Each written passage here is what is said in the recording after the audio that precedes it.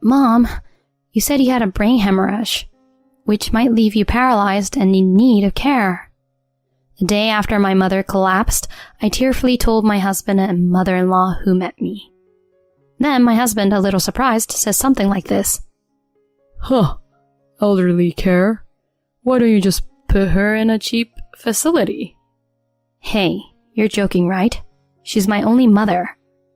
As I strained to say this, my husband chuckled dismissively. You married into this, so your family is irrelevant. And of course, I won't shell out for any facility costs, so don't come leaning on me. Taking advantage of the situation, my mother-in-law, who had been tormenting me, chimed in. Just as my son says, that old hag should just drop dead already. I reached my breaking point. I could endure their mistreatment towards me, but not when they spoke ill of my mother. I'll never forgive them. I'll show them someday, I vowed. A year later, the chance for revenge came. My name is JC, and I'm a 29-year-old housewife. Originally, I lived with my mother while working at a large corporation. My father passed away when I was in elementary school. Since then, my mother Sylvia raised me alone. I loved my mother dearly. She always watched over me with a gentle smile, despite not being economically privileged. My mother worked 2 jobs and raised me to be independent. I wanted to make life easier for her, so I excelled academically and joined my dream company. When I got the job, my mother was overjoyed, saying, "I'm glad your dream came true." In the department I joined, my senior colleague, Curtis, later became my husband. Curtis mentored me as a training supervisor, and our relationship grew intimate. We started going out for meals together, and our relationship officially began with his confession. Quiet and with little romantic experience, Curtis continuously took the lead with me. We progressed smoothly in our relationship, and he proposed to me when I was 26. JC, will you marry me? I'm sure I'll make you happy. Thank you, Curtis. As I blissfully put on the offered ring, Curtis spoke to me. Well then, I need to go and meet your mother, JC. Yes, I'm sure my mom will be happy too. Wrapped in Curtis's embrace, gazing at the nighttime panorama, I felt an overwhelming sense of bliss. After a while, we decided to visit my mother for the wedding announcement. Upon hearing the news, my mother teared up with joy. JC, I'm really happy for you. I'm truly delighted, dear. Oh, Mom, don't cry. Curtis, you've taken good care of my daughter. Please continue to make her happy. Upon hearing this, Curtis straightened his back and replied, Of course. I'll do my best to reassure you. You raised your daughter so well on your own. I will do my best. I looked at Curtis with such reassurance. The following week, it was time to visit Curtis's parents for the introduction.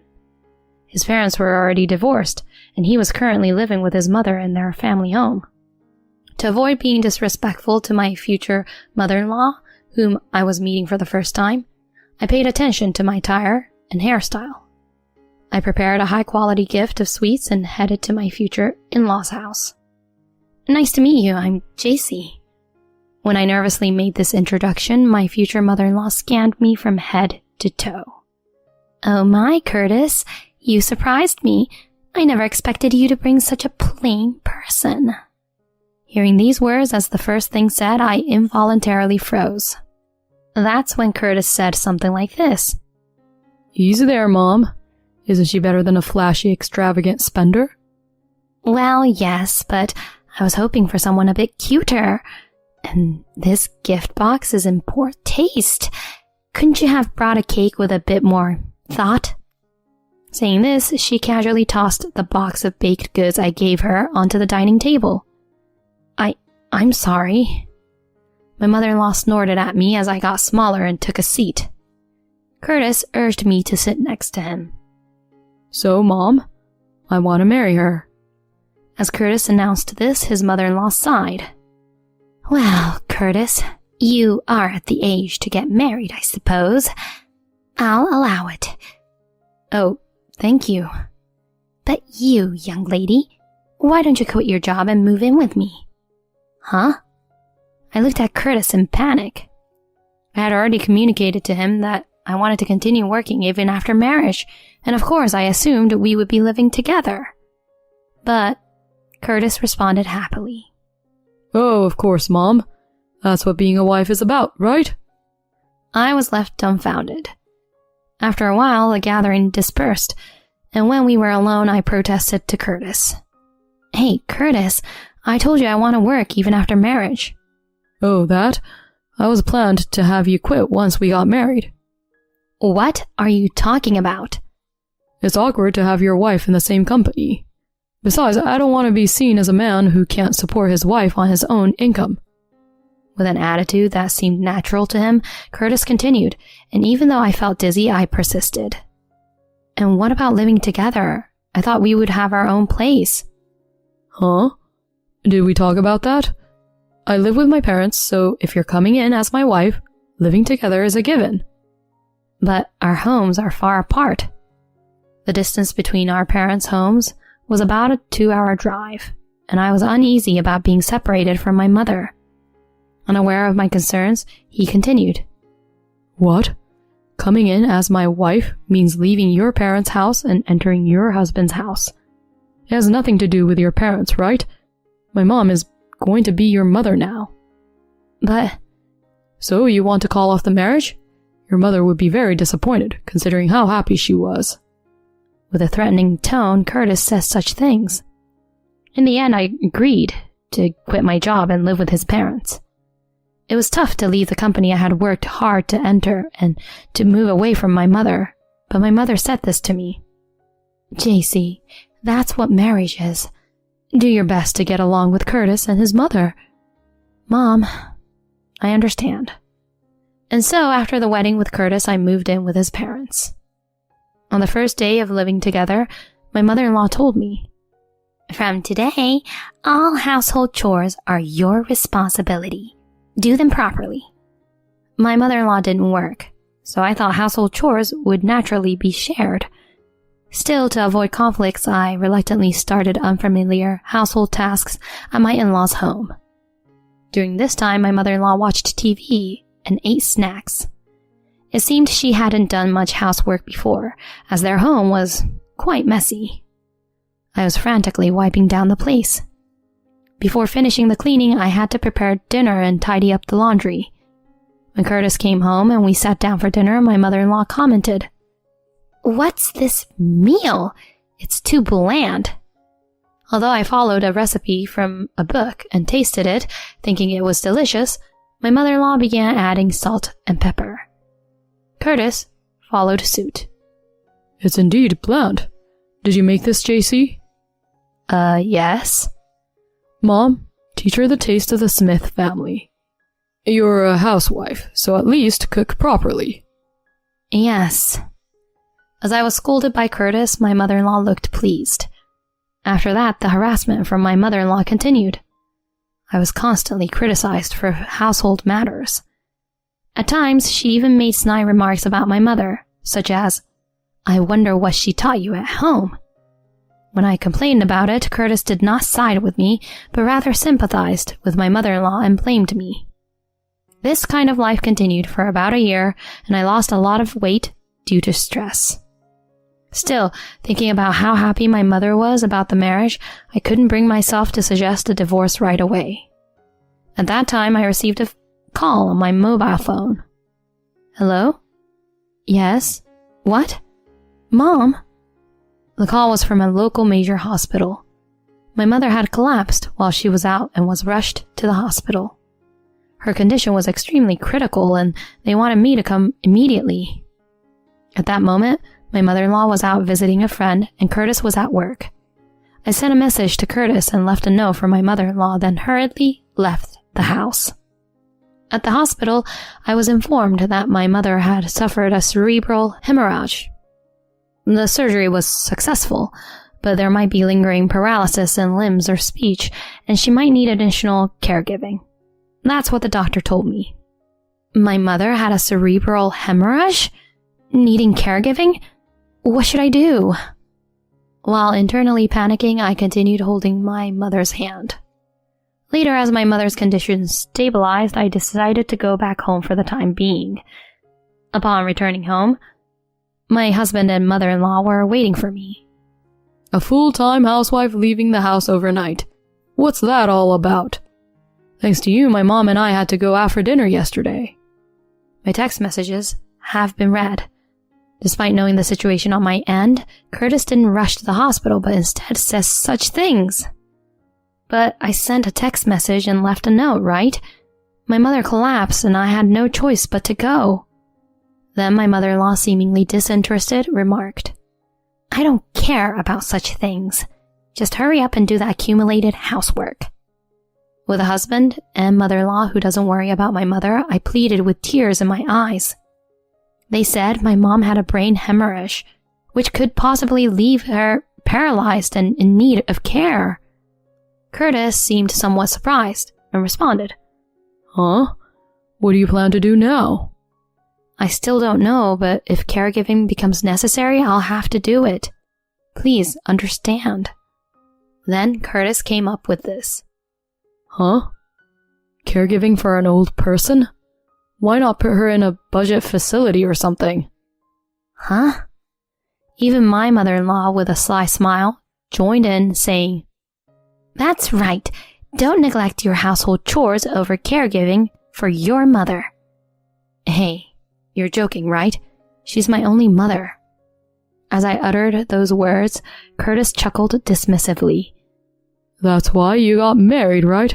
Your family has nothing to do with us. Of course, I won't pay for any facility costs, so don't come relying on us. Even my mother-in-law, who had been tormenting me, took advantage of the situation. Curtis is right. That old hag should just drop dead. I reached my limit at that moment. I could endure their terrible treatment towards me, but I couldn't tolerate them speaking ill of my mother. I swore to never forgive them, and I vowed to show them someday. Silently, I turned on my heel and headed to my room. By then, my love for Curtis had completely vanished, leaving only intense hatred for my mother-in-law and husband. However, I couldn't act immediately. I didn't know what the future held for my mother, and I wasn't employed. I wanted to not only part ways with them, but also inflict some damage. Afterwards, despite complaints from my mother-in-law and husband, I continued visiting my mother in the hospital. Fortunately, her surgery went well, and the paralysis was mild. After about 6 months of rehabilitation, she was deemed fit for home care. JC, I'm sorry for causing you worry. Are you bothering Curtis or your mother-in-law? My mother, in the midst of her own struggles, was still concerned about my relationship with my in-laws. I could only hold her hand and smile. Meanwhile, at my in-laws' house, my mother-in-law and husband started criticizing me for neglecting household chores due to my mother's situation. Don't slack off on housework just because of your mother.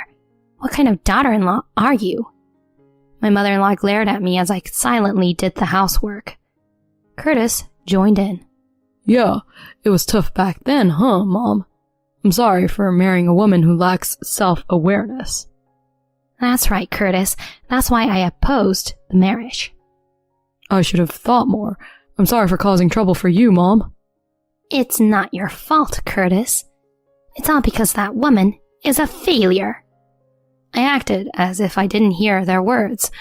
Gradually, I stopped talking in this house and became like a household robot. Despite that, my mother-in-law and husband continued their verbal abuse without a care.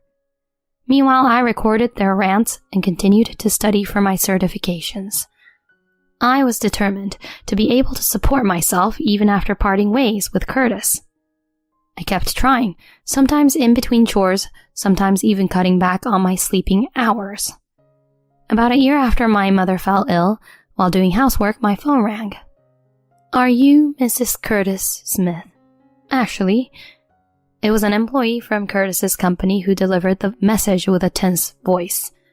Curtis had been involved in a traffic accident while out on business and was urgently transported to the hospital. After hanging up the phone, I calmly informed my mother-in-law of the hospital where he was admitted. Curtis had an accident? I must go immediately. You prepare for his hospitalization and come right away, understood? My mother-in-law rushed out of the house with a changed expression. On the other hand, I remained quite composed. I took care of some errands and returned home, enjoying a rare night alone. The next day, I leisurely woke up and headed to Curtis's hospital. As soon as I opened the door to the hospital room, my mother-in-law's angry shouts greeted me. Too late! What are you doing when Curtis is in such a critical condition? I ignored her and approached Curtis's bed. Curtis weakly opened his eyes. Curtis is partially paralyzed. His spine was injured in the accident. My mother-in-law began crying beside the bed, and Curtis meekly spoke. It turned out like this, but I want to go home. JC, I'm counting on you for caregiving from now on. Ignoring his words, I smiled and took something out of my bag. It was the divorce agreement I had received the day before. My part was already signed. Curtis, please proceed with the divorce. Huh? As my mother-in-law and husband's eyes widened, I told them matter-of-factly. You told my mother to go to a facility, right? Does that scum of a husband need caregiving? Why not go to a budget facility yourself? What are you saying? My mother-in-law murmured with a trembling voice. I ignored her and handed the divorce agreement with a smile. You can sign it when you're able to get up. I'll be leaving today, so why don't you and your mother help each other and live together? Hey, JC, you're joking, right? You're not going to abandon me in this state, are you? As Curtis pleaded with tears welling up, I retorted, Who abandoned my mother a year ago? Who's going to take care of someone like you? It's karma. Serves you right. Just go to hell, both of you scumbags. Leaving Curtis and my mother-in-law dumbfounded, I walked away. Later, I moved my belongings to my parents' house before my mother-in-law returned. Since we had discussed it in advance, my mother warmly welcomed me back. After a contentious process, Curtis and I divorced. The recordings of Curtis and my mother-in-law's verbal abuse worked in my favor, and I received a fair share of assets. Curtis returned home, and his care fell upon my mother-in-law. Despite receiving insurance money, he couldn't continue working and ended up resigning from his job. He became almost bedridden at home, spiraling into despair. Now my mother-in-law is reportedly struggling to care for him. I heard that my mother-in-law too aged considerably and turned completely white-haired due to the fatigue of caregiving. Despite knowing that, I could only think that it serves her right for the suffering she caused. On the other hand, I returned to work while living with my mother. Thanks to the qualifications I had studied for, I secured a job with similar conditions to my previous one after changing jobs. Fortunately, my mother is doing well and enjoying her hobbies. From now on, I plan to work hard while supporting my mother and strive to brighten my own life. 5 married men's adulterous group trip backfires hilariously as their betrayed wives, including myself, organize and expose the affairs, turning the tables. When 5 wives with suspicions of infidelity in their husbands gathered for the first time, one of the betrayed wives pulled out a tablet linked to her husband's messaging app. On it, exchanges between the cheating husbands were displayed. A message read, "How about a trip next time? Of course, all of us. My family owns a spacious villa." Another husband replied, "Sounds great. Let's all go." "Sounds good. Let's all go," replied another. Furthermore, another husband stated, "A trip with just the guys. Being unmarried is the best." Everyone chimed in with "Sounds good," and seriously the best. From there, plans from the trip began to take shape in the messaging app group. While showing the tablet, one wife turned pale and said, "This means each of them will bring their respective affair partners, and we'll be a group of 10 on the trip, right?" Upon hearing that, I felt a surge of anger rising within me. A group infidelity trip with 10 people. What are these guys thinking? I'll definitely bring them down to hell. Our counterattack is about to begin. My name is Amelia, and I'm a 34-year-old part-time housewife. I met my husband, William, through my friend Karen's introduction. Karen and I were close friends from the same club in college, and despite working at different companies after graduation, we remained good friends. Around when I was the age of 28, Karen suggested I meet a junior colleague of hers. That's when I was introduced to William, 2 years younger than me. As Karen had previously told me, William was a bit of a goofball, but he had a cheerful personality. I gradually started to like him. Karen, too, was dating William's colleague, Samuel, and the four of us often went on double dates. Later, Karen and Samuel got married. William and I were invited to Karen's weddings as best friends, and a year later, William proposed to me. When we were getting married, William told me, "Let's build a happy home together." "Yeah, with you, William, that seems possible." "I want to make our wedding as fun as possible." "Of course. We have to invite Karen and the other couples." At this time, I was indeed surrounded by happiness.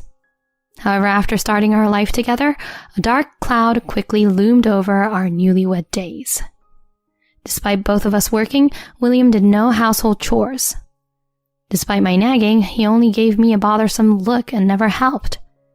He often argued about household matters, and the married life I imagined became distant. After being married for a year, William started coming home later and later. He even said he had to work on weekends and holidays, leading to a noticeable decrease in our couple conversations. I was troubled about what to do. One evening, out of the blue, I was summoned to a bar by my close friend, Karen. Since I received a message from William that he would be late that day, I decided to meet Karen, seizing the opportunity to spread my wings. "Long time no see, Karen. It's been a long time since we've seen each other since we got married." I cheerfully greeted her, but she seemed strangely serious. "Thank you for coming, Amelia." "What's going on, Karen? Why such a gloomy face? Did something happen?" "Amelia, has everything been going well with William lately?" Asked this, I momentarily choked on my words. Can I say that everything is fine when he's uncooperative with housework and our home life is in chaos? Why are you asking such a thing? Did something happen? Then, as if resigned, Karen handed me her phone. On the screen was something like the playback interface of a video. "What's this?" "It might be shocking, but take a look at the content," Karen said, looking down. I nervously clicked play. It showed the figures of two men from the shadows of a large potted plant, and their conversation was clearly audible. "Hey, William, how's it going with your wife lately?" "Oh, you don't need to ask, right?" "Not at all." "She's so annoying, telling me to do housework." "I mean, we're married, so shouldn't the wife do it?" It was undoubtedly a conversation between my husband, William, and Karen's husband, Samuel. Despite the shock, I continued watching. "It's the same everywhere. Karen's also annoying, you know. Just because I got promoted, she acts high and mighty at home. She doesn't know about gender equality. We might have been at a loss marrying older women." "Exactly. Just getting older and more annoying." William and Samuel were excitedly bad-mouthing us and laughing together. Even that alone was shocking. But then, William spoke up. "Dealing with the grind of office life, getting bossed around at home. We need some relief, right?" "You got it." "Ugh, don't want to see Karen's face anymore. Can't wait to see Diana. I'm grabbing a meal with Nola today." "Not just food, huh? You really caught that receptionist, huh?" "That's where I shine." "You've had your moments with Diana too, Mr. Sales Department's charmer." They share vulgar laughs. Nola? Diana? This conversation, is it what I think? The next moment, Samuel's words confirmed my unsettling suspicion. But no one would imagine we're having an office affair, huh? You got a wife at the office and you're still doing this. That's where the thrill is. Of course, we can't let it be discovered. My hands were trembling as I realized. An office affair? And both William and Samuel? Their conversation continued. By the way, did you know? Our juniors, Mark and Jeff, in the sales department are also hooked up with some girls. Seriously? All I know is that the receptionist is dating Bill. Bill too? Mark, Jeff, and Bill are all married, right? How much are they fooling around? Right. Let's go for drinks with Mark, Jeff, Bill, and us. We'll call it the Cheating Husbands Club. Sounds good. I'll invite them next week. The video ended there. I stared in shock and looked at Karen. What does this mean? William, Samuel, and I are in different departments. So 3 days ago, a junior from my department went to the break room and overheard this conversation without them realizing. My junior, understandably upset, recorded a video and reported it to me. Karen said with a tired expression, and I responded with a trembling voice. We need to confront them immediately. It's unbelievable, both of them having an affair. Wait, Amelia, calm down. Even if we confront them, the evidence is weak. It's also an internal issue, so we need more confirmation. Oh, I see. For now, I plan to inform the wives of Mark, Jeff, and Bill. If we do that, we might collaborate to gather evidence. Of Mark, Jeff, and Bill, Karen is acquainted with Mark's wife and has her contact information. Since Mark's wife seems to have connections with Jeff's and Bill's wives, Karen will rely on Mark's wife for further steps. If they have the Cheating Husbands Club, then we'll have the Betrayed Wives Club, right? With a wry smile, Karen continued. We disbanded temporarily, returning to our respective lives. I wasn't sure how to face William, and his frequent absence honestly helped. The following week, the Betrayed Wives Club came into existence. The wives of Mark, Jeff, and Bill, watching the video, were shocked. To add to it, Mark's and Bill's wives were pregnant. I felt sorry for them, knowing we unintentionally delivered such a blow. Unbelievable. I had no clue. Tears welled up in Mark's and Jeff's wife's eyes. Then Bill's wife informed us. It seems like the Cheating Husbands Club has already taken place. They've created a group on the messaging app. Huh? You saw messages on your husband's app? Yes, he syncs his smartphone with the tablet. He was coming home late, so I had my suspicions. Take a look at this.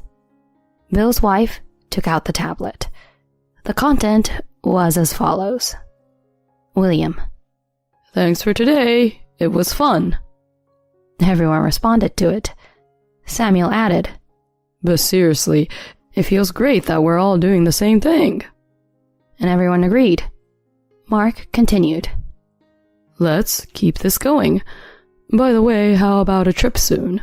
Of course, with everyone. I have a spacious villa at my family's place. Then Jeff responds. Sounds good. Let's all go. Bill also said. It's a trip with 5 guys. It's great that I don't have a wife. Everyone said. I love it. Great. And so on. From there, travel plans began to be made on that messaging app. Showing the tablet, Bill's wife, with a pale face, says, From the conversation, I had assumed they were going with just the guys. So, when they say everyone, does that mean each of them is bringing their affair partner, making it a total of 10 people on this trip? Then Mark's wife puts in a few words. Indeed, my husband's family is wealthy and they own a villa near the sea. This trip is undoubtedly happening. I could feel the anger boiling up inside me. A group infidelity trip with 10 people. What on earth are they thinking?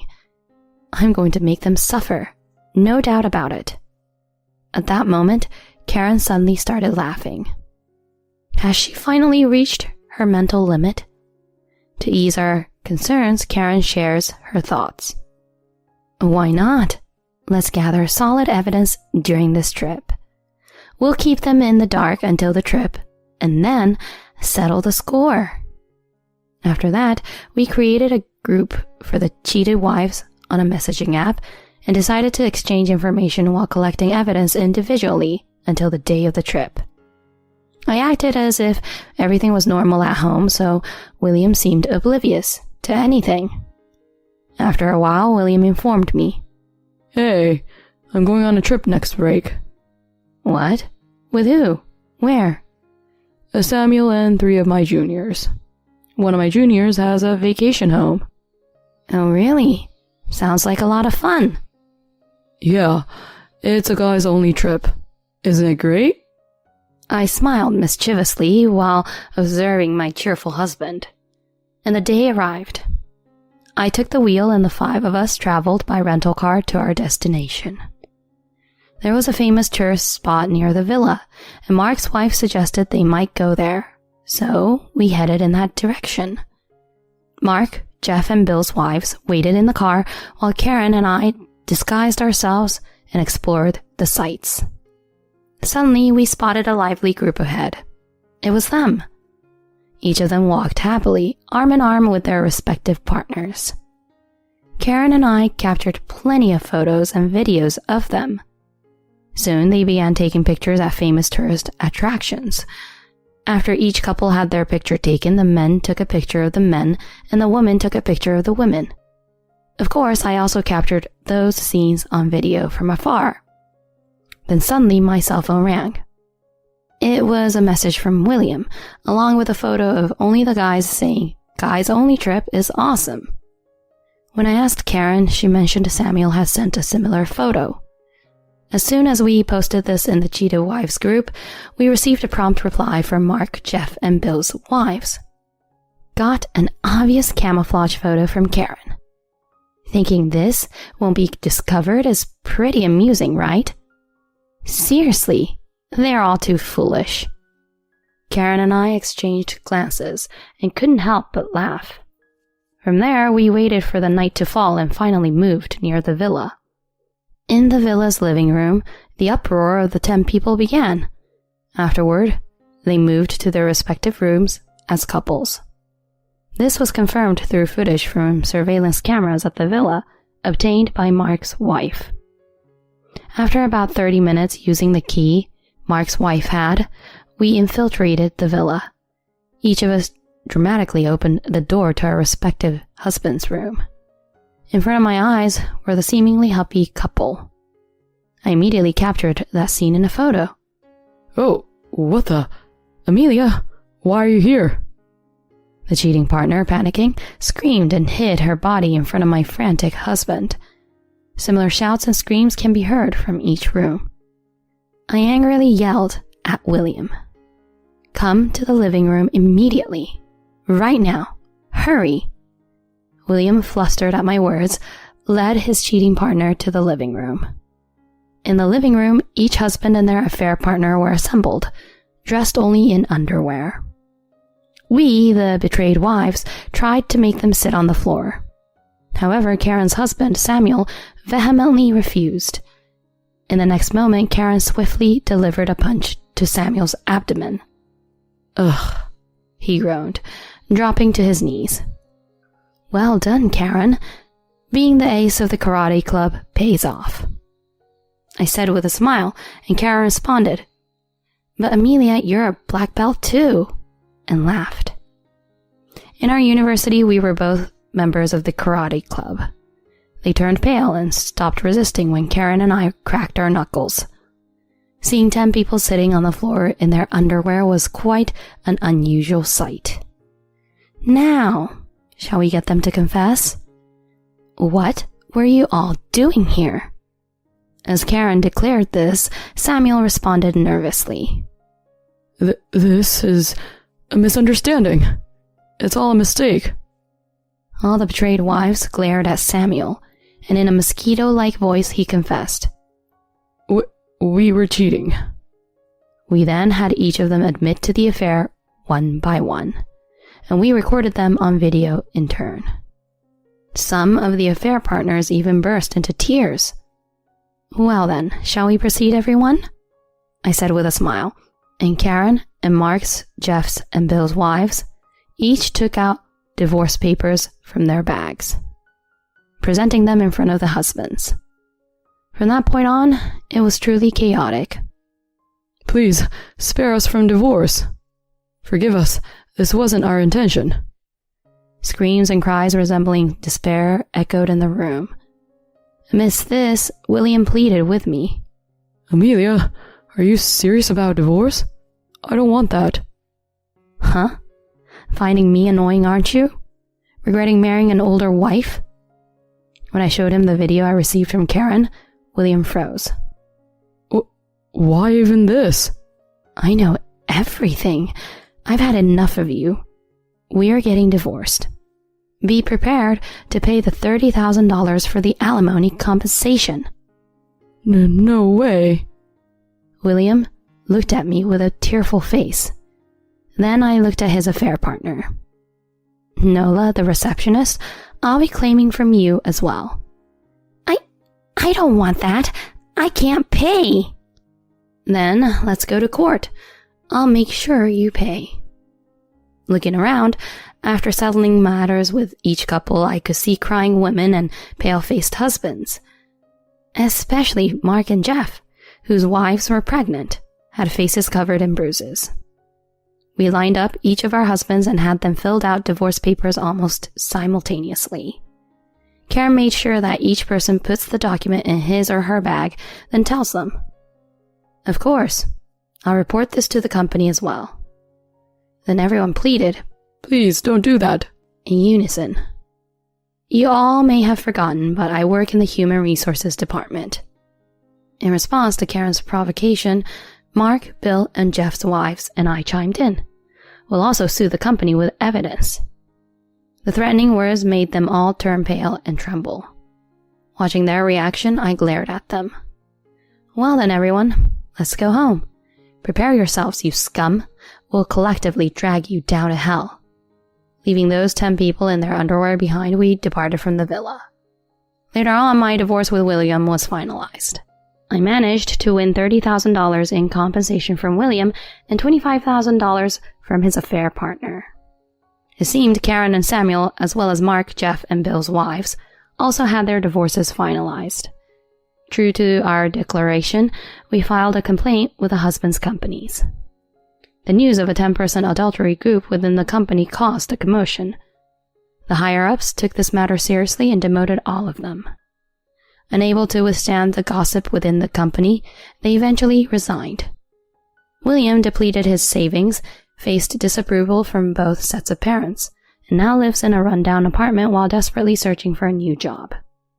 Upon hearing this, I couldn't help but think, serves you right. As for the cheating husbands, they're probably experiencing their own version of hell right now. On the other hand, I used the compensation to move, starting a new life.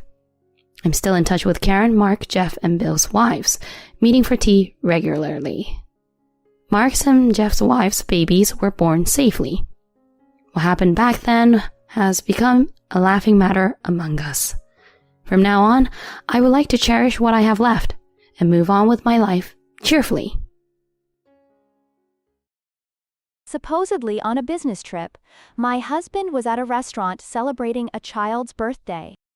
I stormed in with both sets of parents. Happy birthday. Take good care of this gift, okay? Thanks, Dad. A man hands a gift to a young girl, who accepts it with a smile.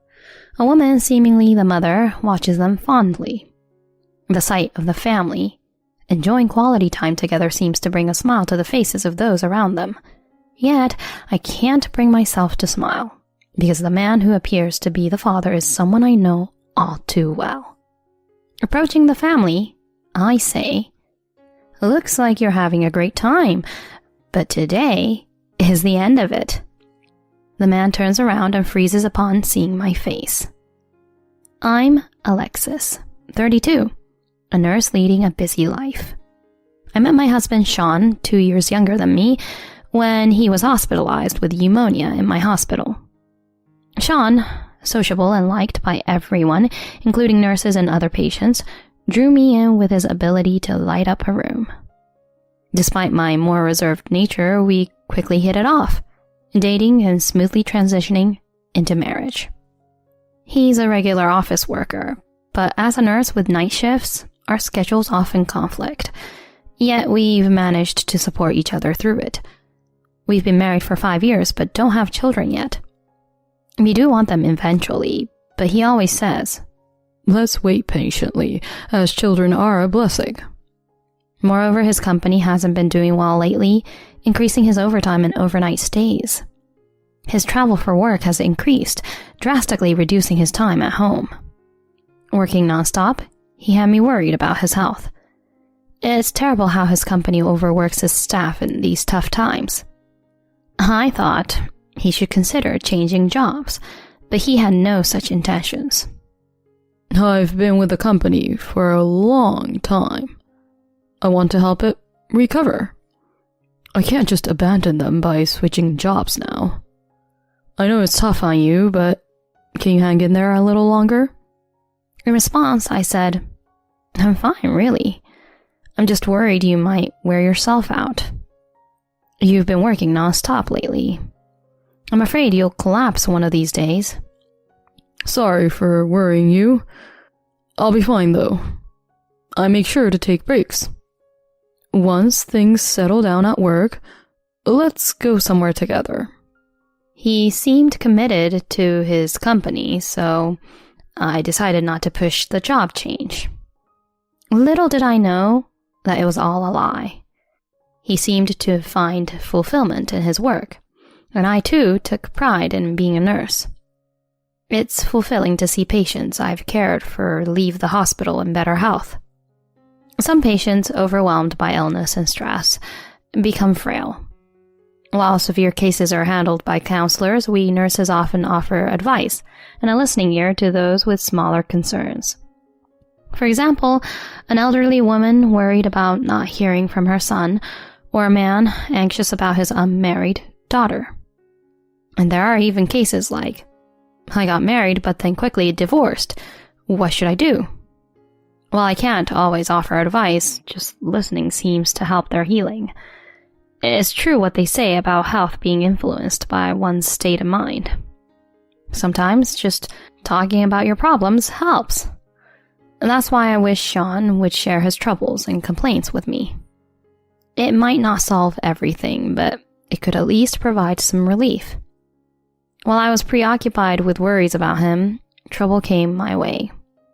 One day, Sean returned from work and announced he was going on a sudden business trip. That's so sudden, especially on our anniversary. We won't be able to celebrate.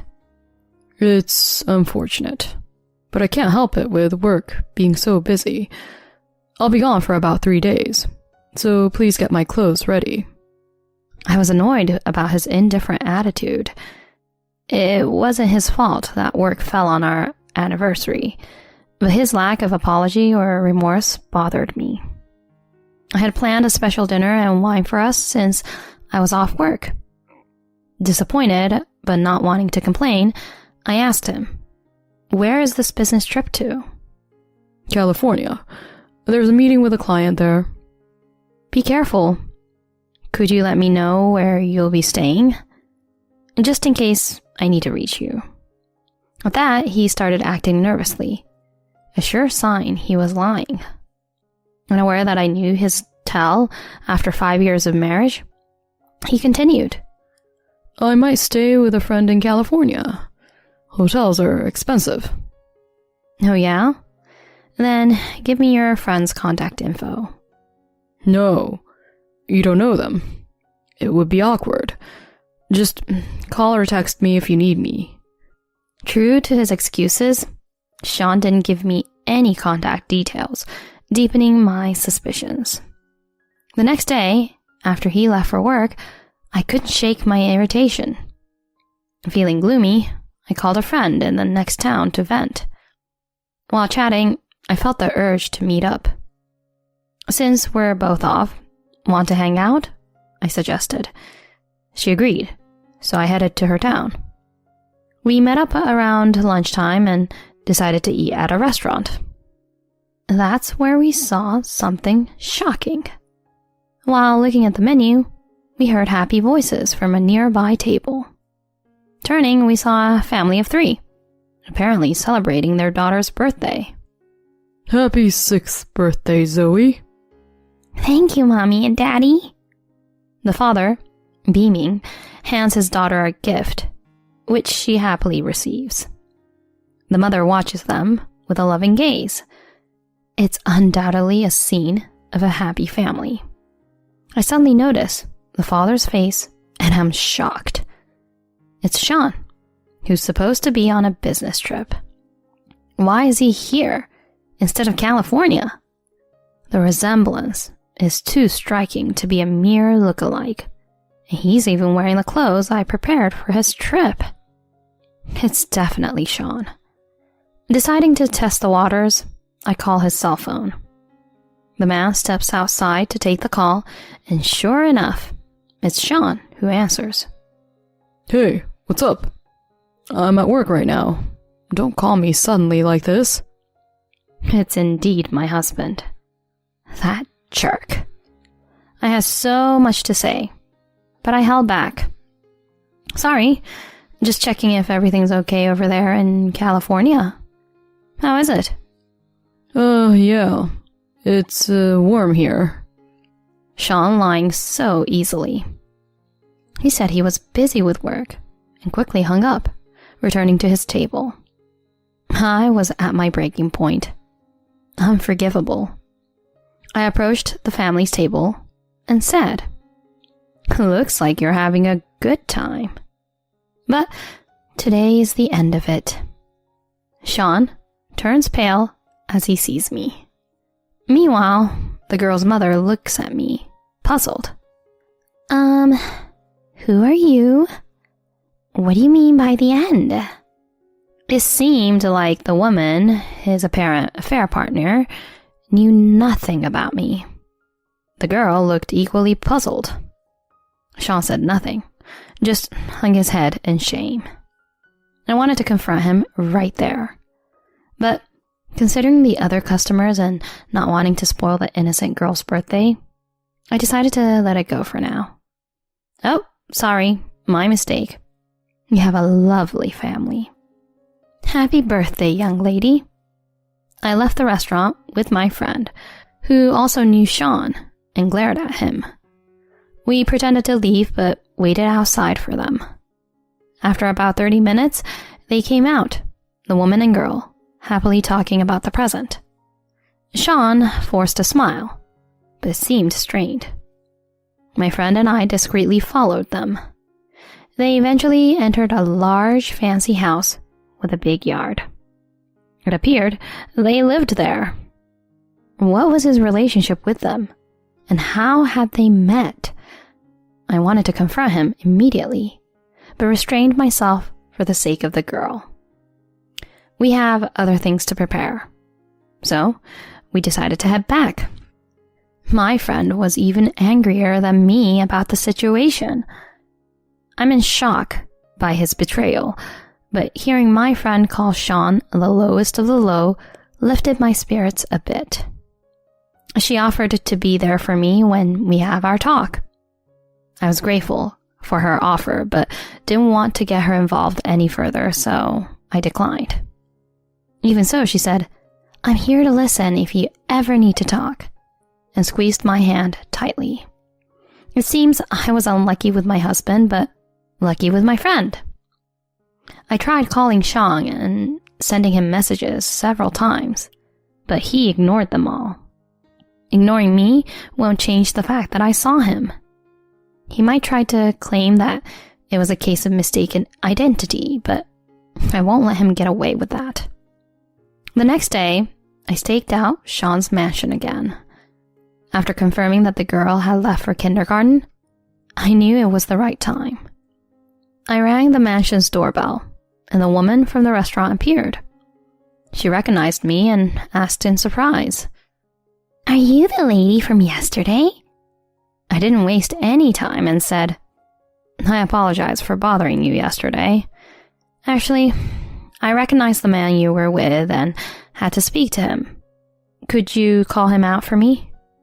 The woman looked troubled, but eventually she called Sean.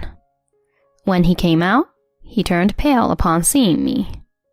His eyes darted around, showing his nervousness. Without hesitation, I confronted him directly. "Sean, what the hell is going on? Explain yourself." Then, unbelievably, he pretended not to know me. I'm sorry, but who are you? Don't call me by my name so casually. What? What nonsense are you spouting? Cut the crap. Excuse me?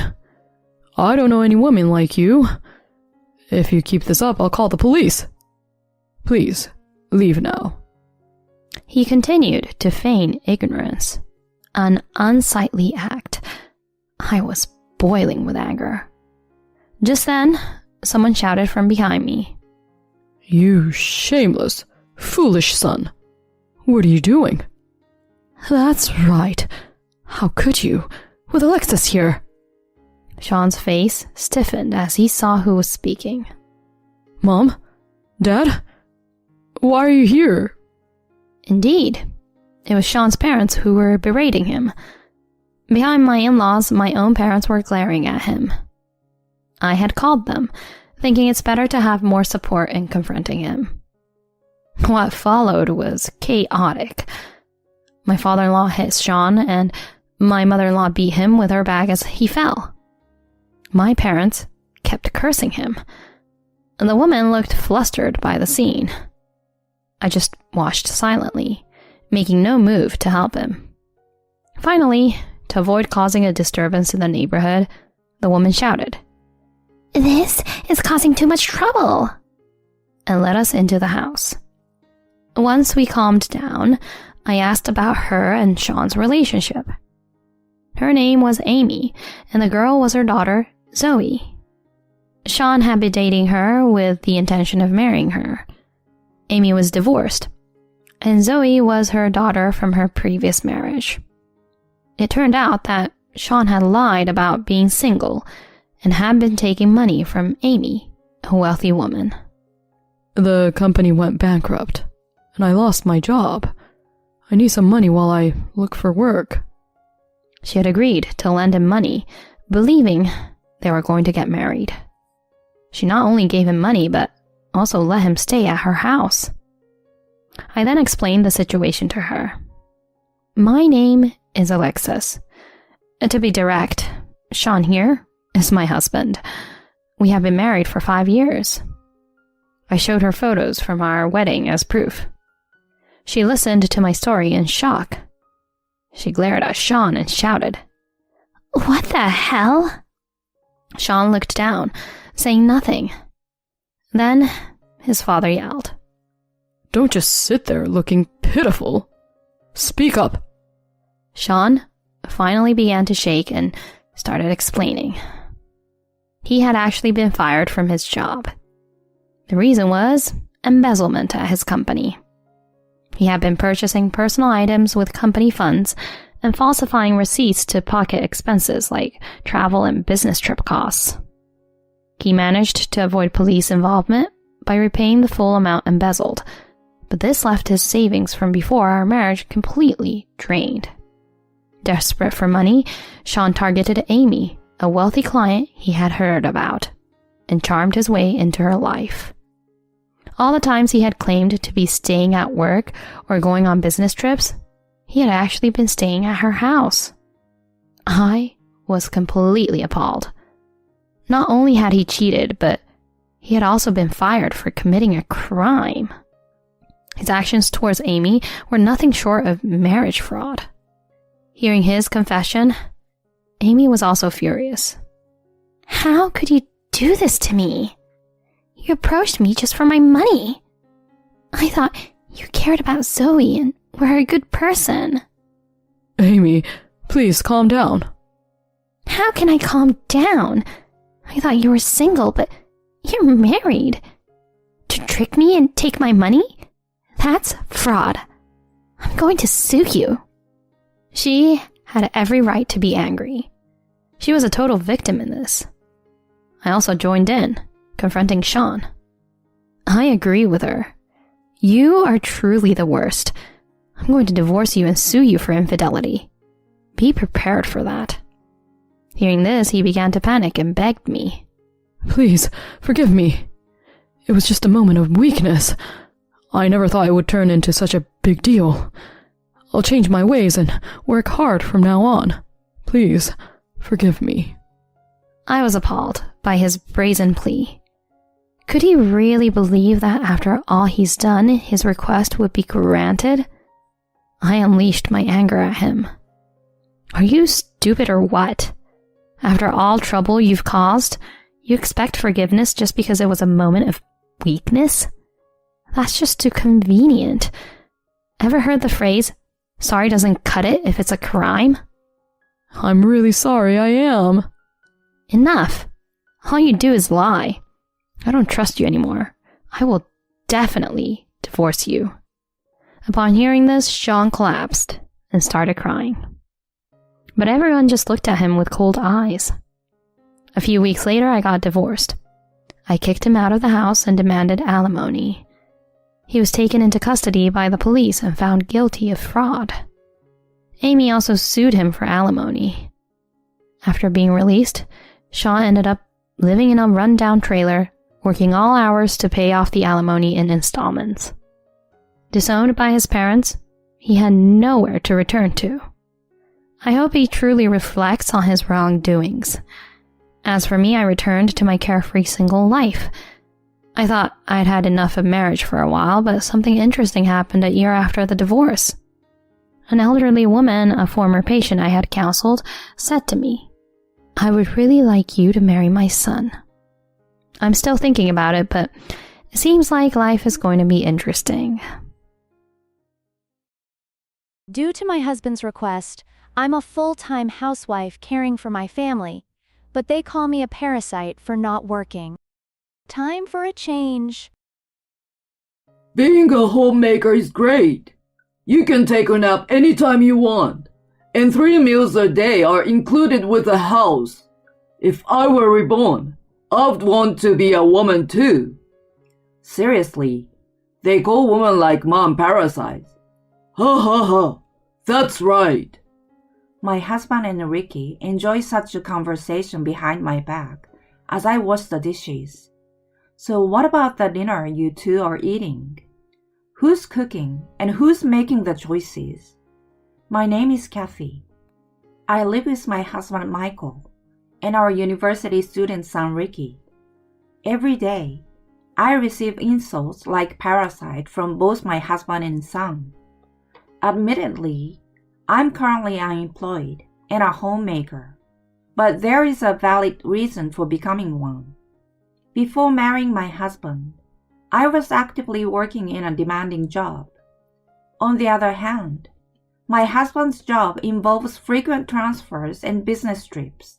He asked me to become a homemaker, and although I loved my job, I had to quit and focus on our family to be with him. His job often took us far from my hometown. Adapting to unfamiliar places was challenging at times, but we were reasonably happy as a family of 3. Fast forward 10 years from our marriage.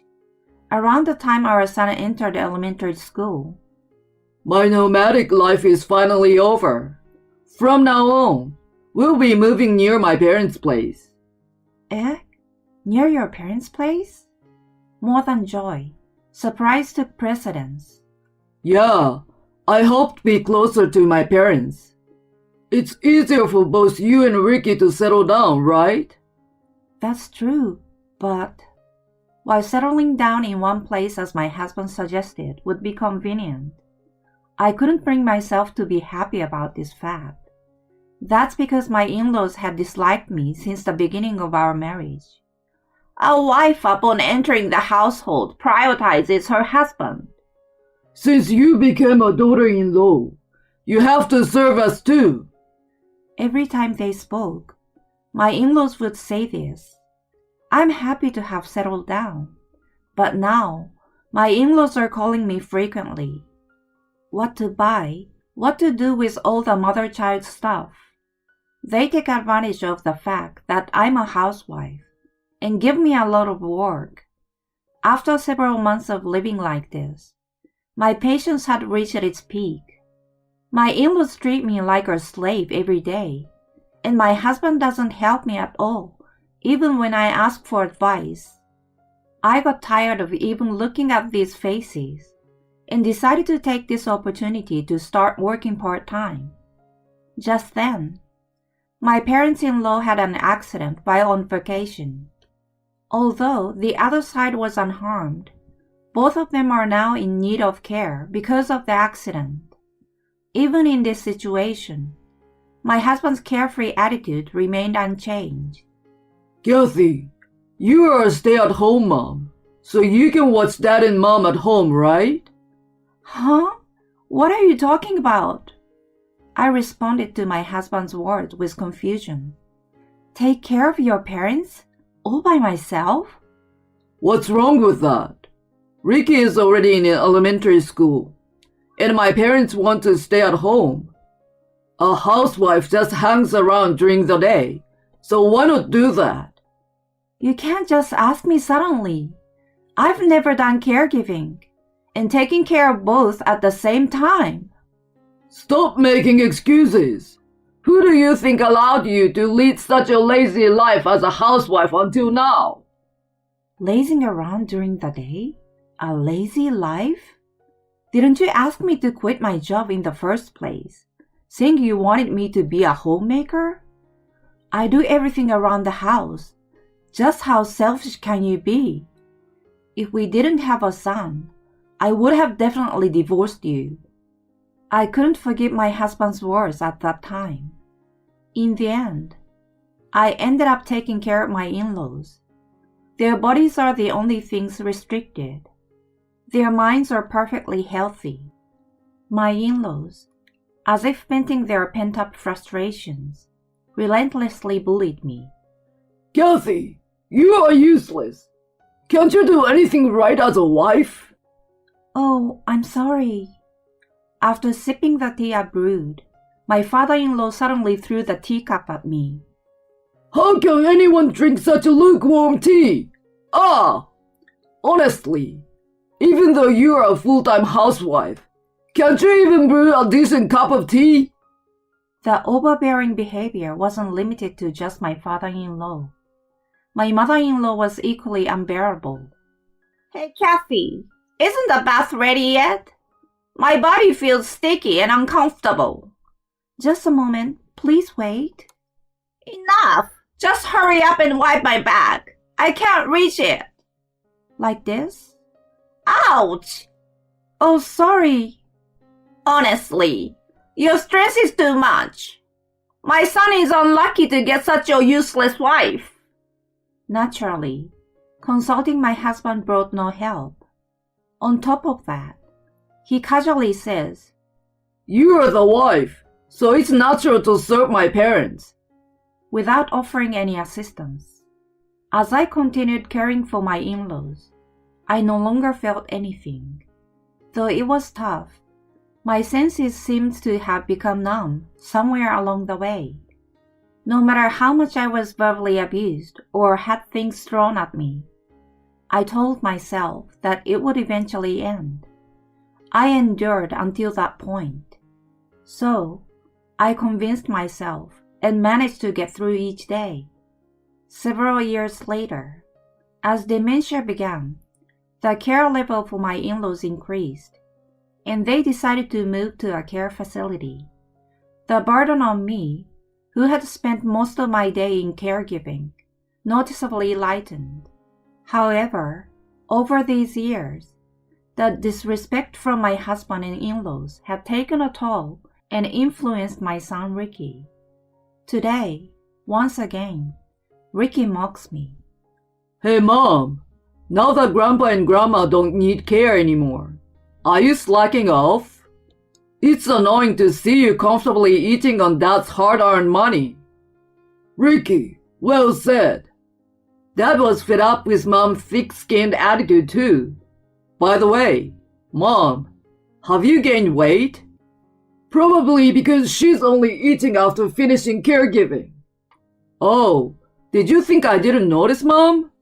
Dad noticed too, but he couldn't bring himself to say it. In front of me, the two speak impolitely without hesitation. If I retreat from the situation, they will deliberately insult me loudly enough to be heard. Every day was like this, and understandably, the stress had reached its limit. At such a time, a situation occurred that exceeded my capacity. While I was washing dishes after dinner, my husband and son began their usual conversation. Being a housewife is nice, huh? You can take a nap anytime and have a house with meals provided. If I were reborn, I'd want to be a woman too. Totally. Mom, you're like a parasite. That's what they call it. Ha ha ha, that's right. Even if I get married, I don't want a parasite like you, Mom, with zero productivity. At that moment, I heard a snapping sound in my head. A parasite. This is no joke. What about the dinner you all just ate? Who do you think does the dishes? And the clothes you're wearing? And the house you live in? Who do you think does the laundry and takes care of it all? I won't forgive them. I will make sure they regret pushing me this far. Determined for revenge, I started looking for a job the next day. It's a waste to spend any more time on these people. So, I thought of working for my own future. Fortunately, I quickly found a job that suited me. My previous job was a nurse. With my nursing qualifications and sufficient work experience, finding a job was easy. I'm sure Michael knows I'm a nurse. Don't they at least know that there are plenty of work opportunities out there, if you're qualified, or don't they? That night, I informed my husband and son, who were enjoying the usual conversation, that I've decided to start working from tomorrow. They briefly widened their eyes, and then burst into laughter. Huh? What are you talking about? Who would hire a stay-at-home wife like you? Exactly. Haha, a clumsy old lady like Mom has no value anywhere. Anyway, it's probably just a short part-time job, right? It's a waste of time, so better not to bother. Mom can only handle household chores, you know. Just quietly follow Dad's instructions. Looking down at the two of them, I firmly declared, I'm a full-time, permanent employee. Eh? Full-time? Full-time? You are?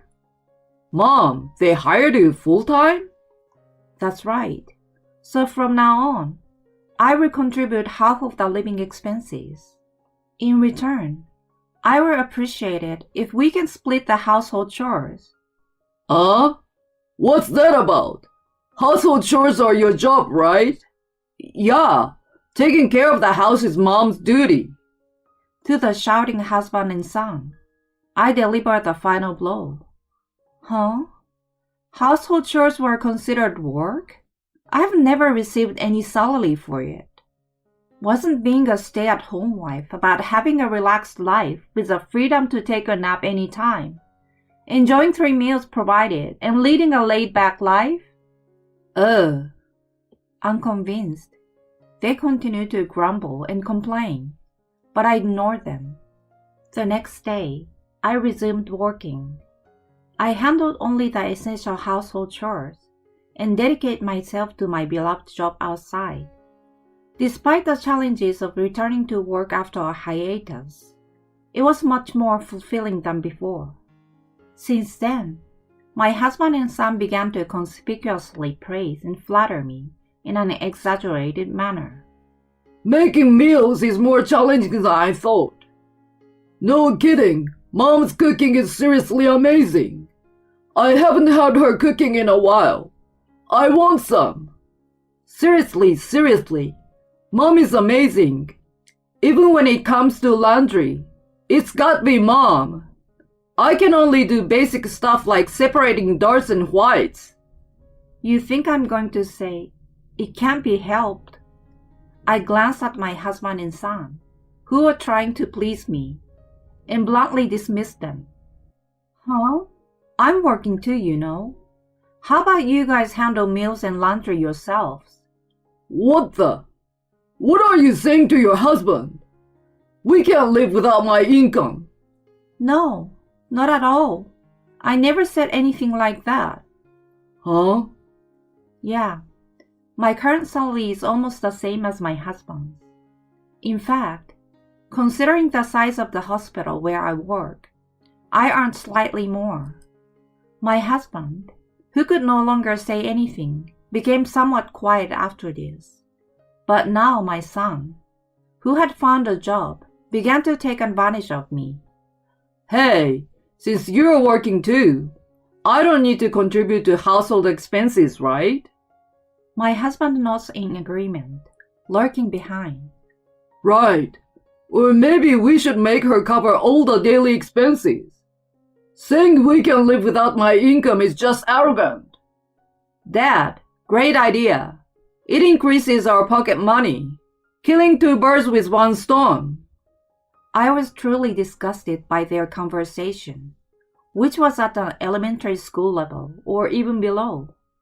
Well, then do all the housework yourselves, please. Manage the living expenses within my personal budget.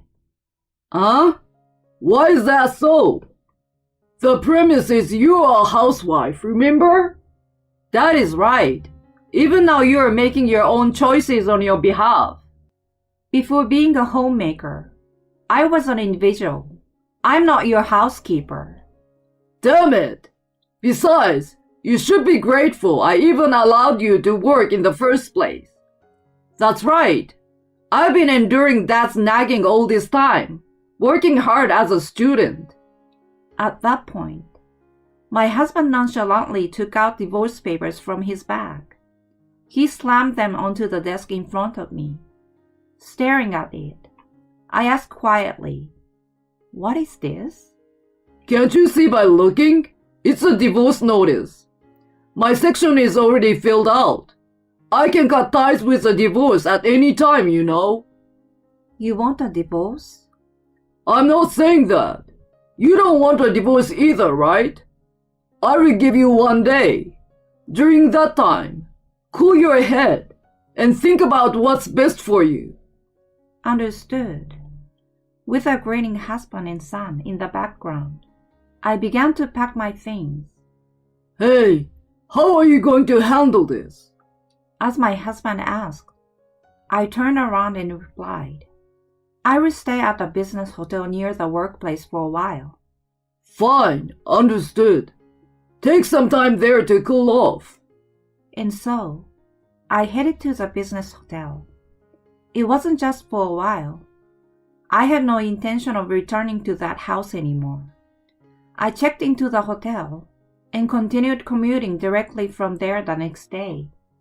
This continued for several days. I was relaxing with a drink after returning home when I received a phone call from my husband. Kathy, have you made up your mind? Both Ricky and I are hungry, so come back and make dinner. I've made up my mind, but I won't be coming back. What? What are you saying? Your son and husband are waiting hungry for you. I'm waiting for you, okay? As a housewife, can't you value your family? We're not a family anymore. My husband, who did not understand the statement, said, What? in a confused voice. Thanks for the divorce papers. I gratefully submitted them. What are you talking about? You submitted divorce papers?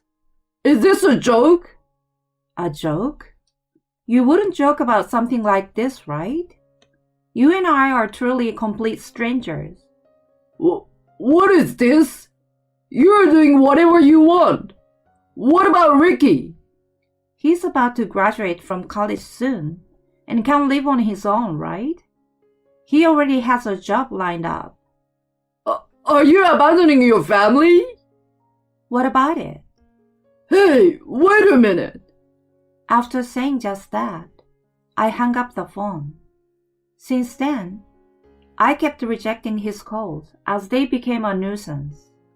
To avoid causing trouble for my parents, I explained the situation to them and asked for peace. This became an opportunity for me to decide to return to my parents' house.